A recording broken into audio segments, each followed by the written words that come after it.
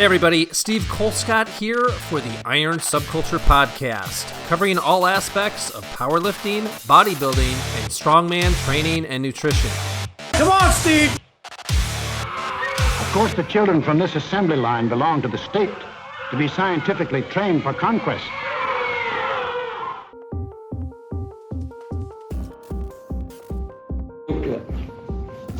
Let's rediscuss gear. Even though you've had some record lifts in full gear, I know that you have respect of records of classical lifters before gear evolved. What do you think of the future of gear in power? What do you think the future of gear in powerlifting will be? I should have read these before. Well, I think the big thing is it started raw because the technology wasn't there. Then the technology got out of hand, and then it's come back now to raw again, and that's why I transitioned to raw in 2012. So I broke the world record in the squat, 1197.6 in 2011 in full gear, and then 2012 bench 600 raw, and then went after the all-time raw total with no knee wraps. I think that now with guys like Julius Maddox closing in on the 800 raw barrier, you got guys like Dan Bell squatting 1100 in knee wraps only. Same thing with Vlad, the old training partner at Westside. I don't think gear's ever going to come back, and the reason is because it's not attractive to the average person, right? Like when people watch CrossFit, they could understand the weights and understand the body movement. They understand a pull-up. Most people know how hard that is. But to watch a guy squat 1200 in a gear that they don't understand, and I think the other thing that really put the hammer into the gear was the fact that when gear started to become underground again within the last 6-8 years, they started doing shady meets and not letting the quality judging be there to take the world records. And now you look at nearly every equipped record and it's got a fault to it, a big fault in some instances. And I think that really, really hurt it. I think if the judging would have stayed strict, I think they would have had a shot, but I don't think it's viable in the community anymore. A lot of that came from CrossFit because people could relate to those things. But gear lifting, they just don't understand, hey, I can put a shirt on and bench 400 or 500 more pounds. You put a pair of elbow sleeves or wrist wraps on, and yeah, maybe you're going to do another 20 or 30. The average gym rat's going to understand that. And I think the other big problem is that strength training is a long-term endeavor. It's hard. It's a lot of work.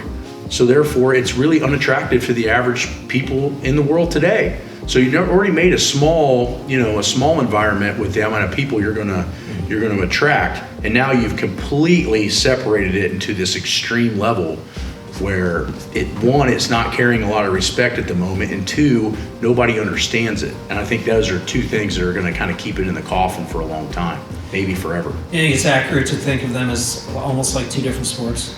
I think that guys that are, and I was proof of that, one of the first guys to prove it, I think guys that are unequipped are insanely strong. I mean, I flipped over and took away the gear and went after raw world records and was successful.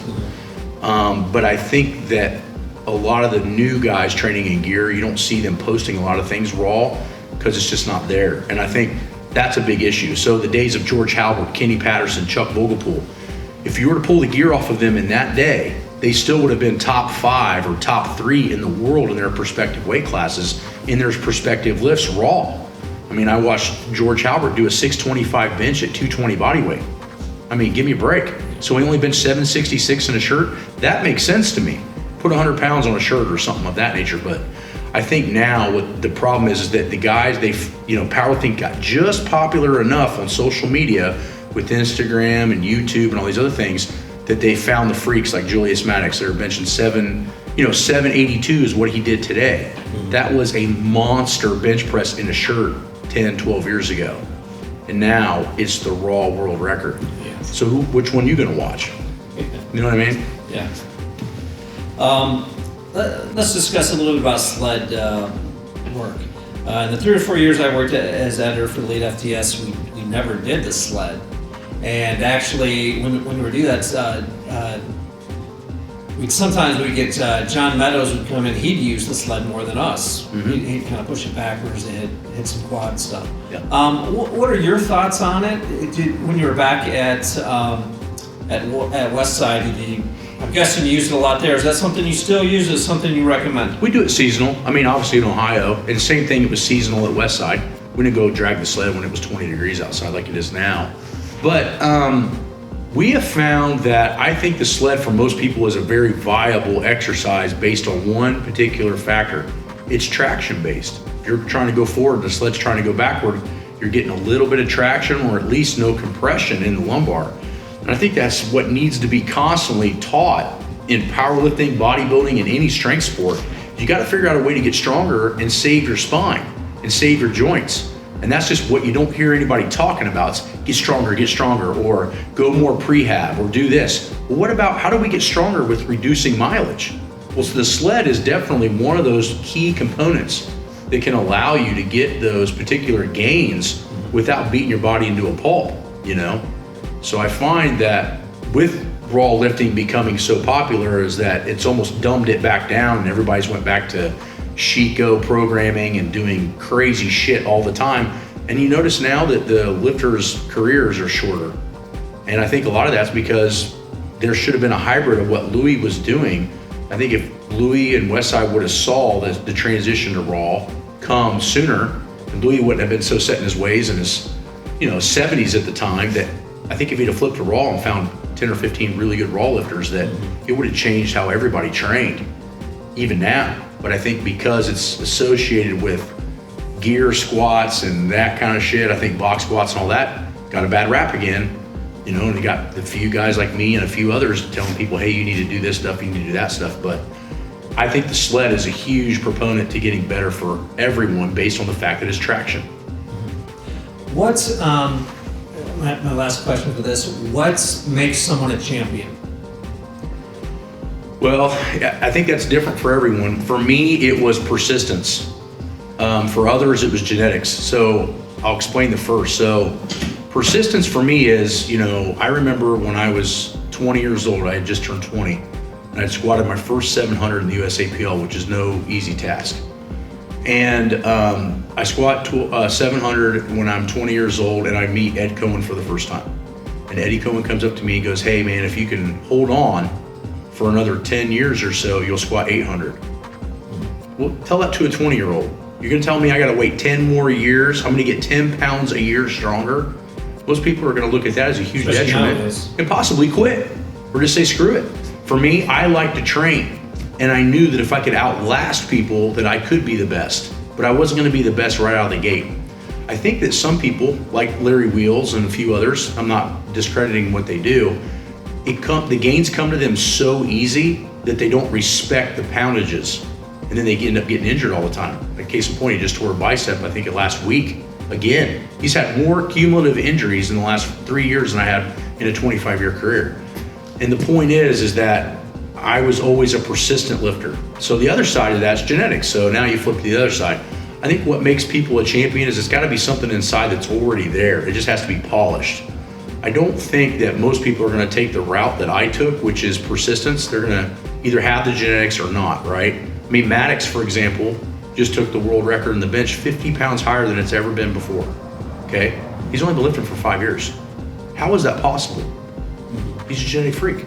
So the point is guys like Chuck and guys like Kenny and guys like Halbert and guys like me, we had to work to get better. We didn't have it immediately, but that also made us insanely smart on how to train.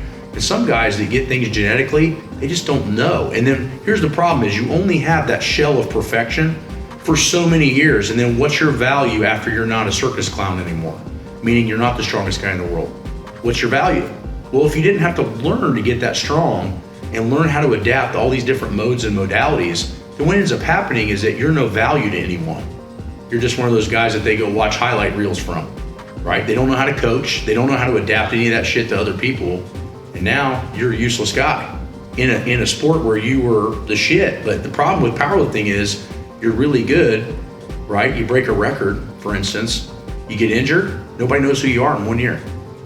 So you need to be really careful on how you get super strong because your lifespan in this sport is going to be very short. So the point being is how do we get stronger without creating mileage? So that way you can be functional. I mean, the reason I'm successful is because I can show other people how to get better. Instead of just being that little flash in the frying pan where I had a handful of records and now I'm just some washed up has-been walking down the street. You know what I mean? Nobody knows who they are. So that's kind of the differences, I think. Sometimes people with genetics, they don't respect what they have. And then the guys with persistence have to learn and scratch and bite for everything that they have to get better. And sometimes that's an advantage. But to the average person, they'd rather be the freak, you know what I mean? Okay, thanks so much.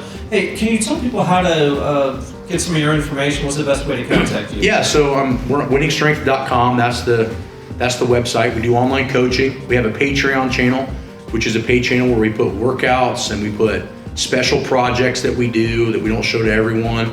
We're also on Instagram, the Ludus Magnus Gym page, and also Real Matt Wenning. We post a lot of different exercises there.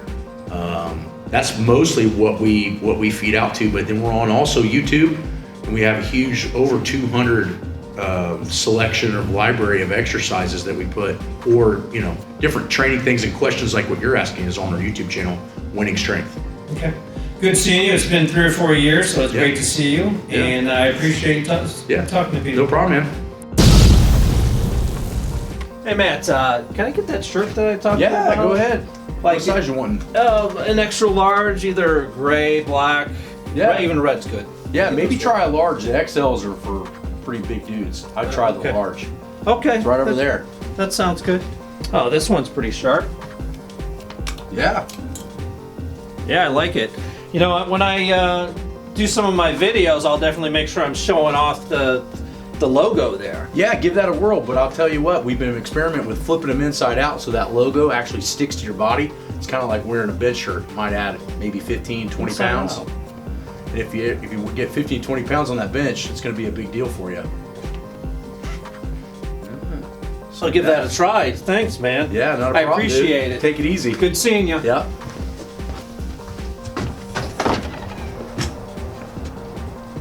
Man, I'm glad I told that guy to wear that shirt inside out so he doesn't show my logo off. Woo!